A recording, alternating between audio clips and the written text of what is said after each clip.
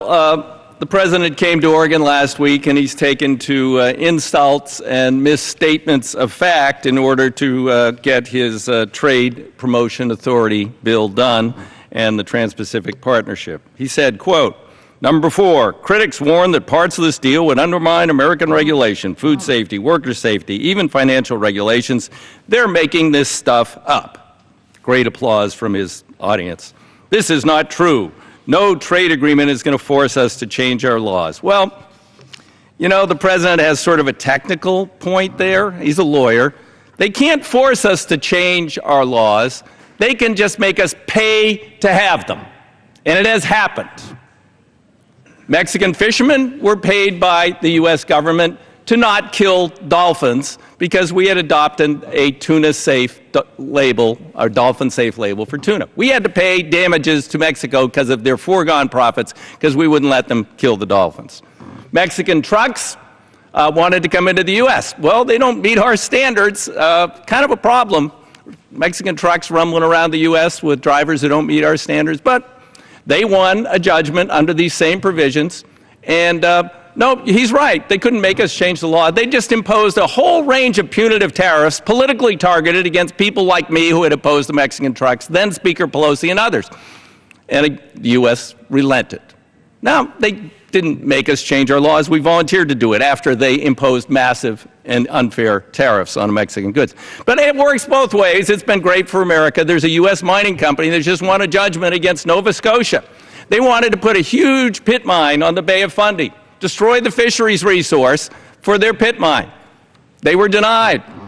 They won a judgment against the government of Nova Scotia and Canada. Now, Nova Scotia and Canada don't have to change their laws.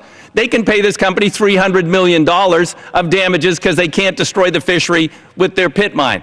Now, the president's a smart guy, went to Harvard, but I consulted a little bit higher and smarter authority last night. I was at a dinner with Joseph Stiglitz, Nobel Prize-winning economist. He was on the Obama team, economic team, when NAFTA was adopted, and he said, "We made a huge mistake. We did not understand that this ISDS was creating a regulatory taking in a special court available only to corporations. We didn't know that." And it opened the door in Chapter 11 in NAFTA, and he says Obama is opening the door all the way and putting, full force behind those provisions in this legislation. Bottom line, what he said, people will die. People will die because of this provision, the TPP. It's a huge win for the pharmaceutical industry. They get to wipe out the formularies in those countries, both developing and developed countries who are part of the TPP, which lowers drug prices. They will not be allowed under this agreement, and they can go to a secret tribunal to get damages if those countries won't revoke them. It will wipe out access to generics in developing countries who are part of this agreement. That means AIDS drugs and other things that they can't afford, no longer generic. People will die. Now, these are people overseas. Maybe we shouldn't care so much. I do, but others might not. It's all about profits. But ultimately, it's going to come home, because a U.S.-based pharmaceutical company can open a subsidiary in any one of those countries, and it can go to a secret trade tribunal, and it can challenge our reduced drug prices for veterans, which the pharmaceutical industry would really love to undo. That's billions of dollars of profits foregone every year because our veterans get the lowest price for drugs. Under this trade agreement, ultimately, that will be challenged, and in all probability, we will lose. Now, the president's right. We won't have to repeal the law that gets the lowest priced drugs for our veterans.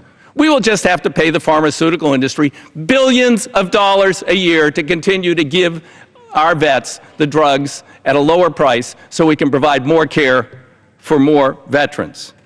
This trade agreement, unfortunately, is what those of us who are critics say it is.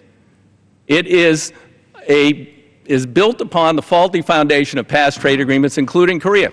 Special Trade Representative of the President, also dissembling a little bit, comes to caucus, says, "It's unbelievable, we got 20,000 more cars into Korea last year. This thing is a success." I said, "Oh, Mr. Ambassador, how many more Korean cars came in last year as a result of the agreement?" "Oh, I don't have that number."